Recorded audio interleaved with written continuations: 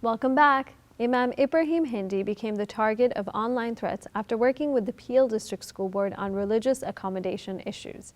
As a result of his experiences, Imam Hindy is committing himself to working with diverse voices to fight extremism of all forms. We've invited Imam Hindy to discuss lessons learned from his experiences so far and how he plans to build bridges and partnerships to fight hate. Imam Hindy is the Imam of Dar al-Tawheed Islamic Center and has a degree in History of Religions from the University of Toronto with a concentration in Islamic Studies. Welcome to the show, Imam Hindy. Thank you for having me. So take me back to the beginning. How did you actually get involved with the Peel District School Board? So some students came to me at the mosque and they were discussing with me their concern over some changes happening to their Friday prayers. Usually in their Friday prayer they share personal reflection, but they were being told that they could no longer share their own personal reflection, that instead it would be dictated to them. So they felt this was that there wasn't being trust given to them and that they were being looked at with suspicion. And I'm sure that wasn't the intention of the school board, but it was something that they felt. And I feel it's really important that we have to teach young people, young Muslims especially, how to engage in society, how to have their voices heard respectfully. So I decided to intervene on their behalf to help them approach the school board, to talk about their experiences, to talk about their emotions and their feelings with regards to some of the changes, and how to engage with their public representatives and their trustees to talk to them about the issues that concern them. So you basically sound sort of like a mediator, educator in the background, sort of guiding the youth and helping pave the path for them. Exactly. I just wanted to be there as a source of advice for them and to help them navigate through these situations on their own so that they can build their own leadership skills. So take me back. How do you think, something so simple, and you've talked about this in other interviews where, normally Friday prayers are something that have been practiced in schools for 15 years. I know I had the ability to do that when I was going to high school. How did something simple like this, that I think we all took for granted to a certain extent, become as controversial? And were you expecting that? I didn't expect it at all. I thought this was just a small issue of policy. It would get worked out. People, cooler heads would prevail. People would sit down and figure out something that worked for all parties. I had no idea it would turn into what it eventually did. I think it just tells us that there's something going on in society, not just in Canada, not just in the United States, but in many, many countries. There's been a rise of intolerance that's been happening. And so people are looking, some groups unfortunately are looking for any opportunity to vilify Muslims. Do you think does that come from a place of not knowing Islamic principles? Where do you think that comes from based on your experience dealing with these types of groups? Well, I think there's, to be fair, if we look back at history, there's always been groups arising, creating problems. In the 90s, there was a lot of groups like the Heritage Front that were espousing hatred against the Jewish community. And so there's been a history of this, but I think that the real problem that we're looking at is perhaps the mainstream society, which does not share these views, which is tolerant and is open and is inclusive. They might not be recognizing the destructive force of some of these groups as much as they need to. And we need to engage with the rest of society and Canadians in general so that they understand that these groups really, they need to be called out and that there needs to be less tolerance given to the kind of language and rhetoric that they're spreading. Now, what would you say, I've heard this argument, just very briefly, when people say, well, this is our ability to criticize Islam and it's on the basis of freedom of speech and we have a right to do that. So certainly in this society, there's a right enshrined for people to criticize religion. Nobody can ever take that right away. And there are people who will criticize my religion in ways that I don't like, but it's their right, just like I can criticize their religions as well. But there's a thin line between criticizing the religion and creating suspicion and hatred and inciting violence against people. And that line is being crossed, I would say, pretty openly right now. When people are creating lies about the religion, just complete fabrications, when they're vilifying everyone who follows the religion, when they're trying to act like the religion is an infection that makes the people who follow it dangerous, that these are things that are inciting violence and hatred, and they go far beyond a real academic criticism of the religion. So, I mean, this dynamic plays out also between other communities as well, and their religion plus their human rights. And so there's a difference between the two of them, and some people try to conflate them. We should be clear that, yes, you can criticize the religion honestly, academically, but you can't create hatred against the people who follow it because they have human rights.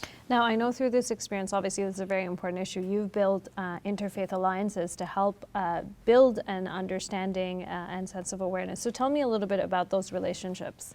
Yeah, so I've been engaged in a few interfaith projects, and it's important to kind of reach out and to talk to different communities about what we do and who we are, to build understanding so that when these situations arise, there are people who are willing to step up and to say, you know, we're on your side, we're against this hatred, and they understand what's actually going on. So, you know, we've had a lot of support from the Sikh community, we've had a lot of support from even the Jewish community, we've had a lot of support from many, many different communities who have, who because of the work that we've done with them, because we've been able to sit with them, work with them on projects that benefit all of our communities. So tell me a little bit about the personal experiences you've had with the Jewish community. Obviously not undermining the support that you got from the other communities, but on a personal level. Yeah, so when I started to tell a few people about the threats that I was receiving, and I hadn't even gone public with it, some people from the Jewish community actually reached out to me, and we had long conversations about it, and they were sharing their own experiences when they were fighting anti-Semitism, especially in the 90s, that they were getting serious death threats as well. And they were sharing their experiences, their tips, and how they deal with these issues, and really encouraging me and telling me, you know, keep speaking, keep working, keep doing the things that you're doing. You're only getting these threats because you're doing good work, and that's the only reason why people are upset, that some of these people would be upset with you. And you're definitely ruffling a lot of feathers, I have to say. It seems like it. And it was really powerful to hear that, and to hear that voice coming from them. And really, it's showed me that, in fact, we haven't done enough as a Muslim community to engage with other communities. To get that kind of heartwarming gesture, it means a lot. It meant a lot to me, for sure, especially in that moment. And I think now we really have an obligation to reach out and to see the needs of other communities, to see how we can be of service to them and helpful to them as well. I know I've seen in some of the other interviews and articles that have been written about you that you know, you're starting to now focus on creating some sort of organization or initiative to fight extremisms of all forms, not just Islamophobia. So tell me a little bit about that and what that looks like for you. Yeah, so I mean, we're still conceiving exactly how we want to approach this, but I think it's really important for us to look at extremism across the board. You know, we look at extremism within the Muslim community and we try to work on that, and I think the Canadian Muslim community deserves a lot of credit because we have dealt with it in a very responsible way. But there's still a lot of work to do, and we need to engage society in general. You can't win a big problem by yourself. And so the problem of extremism, whether it's within our community with groups like ISIS and Al-Qaeda, or whether you're dealing with extremism from these anti-Muslim groups, these Islamophobic groups, we're not going to win these issues by ourselves. We need to join with other people, for everyone to recognize the destructive force of extremism, for everyone to understand the propaganda that they use, the narratives that they use, so that we can all work together to fight against it. Every significant win in society, if you look at the civil rights movement, it wasn't only the African American community or the Black community that won it. They did outreach, and they had people from the Jewish community supporting them. They had people who are white Christians supporting them. So we need to have a system of outreach. We need to be able to, you know, engage important voices in other communities in order to be able to actually win and overcome this hardship that we're facing in these days. And when you say extremism of all forms, you're talking not just about Islamophobia, you're talking about anti-Semitism. Absolutely. Anti-Semitism, all kinds, anti-Black racism, anti-Indigenous hate, every form of hatred that's out there. There's a link between all of them. And we'll see that when, you know, people are against Muslims and there's this Islamophobic hatred rising, we're seeing also other forms of hate rise as well. Because once you tolerate people being hateful towards one group, well, they're going to take that license and go against other groups as well. So there's a linkage between all forms of hatred, and we have to be principled and to be against every form of hatred and to work against all of them. Now, just as we wrap up, how has this experience changed your life as an imam, from going to the mosque, leading lectures, giving talks, to where you are now? Has this shifted your personal perspective and view as an imam? Yeah, it's changed my focus a lot. I think I think there's a lot of imams who sit in the mosque and teach, and I'm certainly one of them, but it's taught me that I have to be more engaged, I have to be outside of the mosque more, that we can't wait for problems to happen and then to kind of react to them. We have to be a little bit more proactive and to get out to the community and to try to deal with these problems early, because really our future is at stake, the future of our kids are at stake. You know, we have our kids right now, they're growing up in a world where people are saying really hateful things about Muslims. We have to understand how that's going to affect them. So if we're not being proactive right now and trying to solve these problems right now, and we're just going to stay in the mosque and teach, that's important to stay in the mosque and teach, but it can't be the entirety of our focus. So I'm trying to diversify the work that I'm doing and to make sure that I'm engaged in some of this work as well, and to encourage other imams to join me as well. So I just want to thank you for all the work that you're doing. I know I'm personally inspired, and I'm sure others are too, and thank you so much for taking the time to come on our show. Thank you.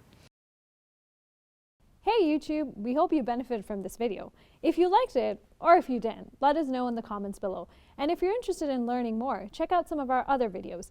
And don't forget to subscribe so you can get new videos every Monday, Wednesday, and Friday.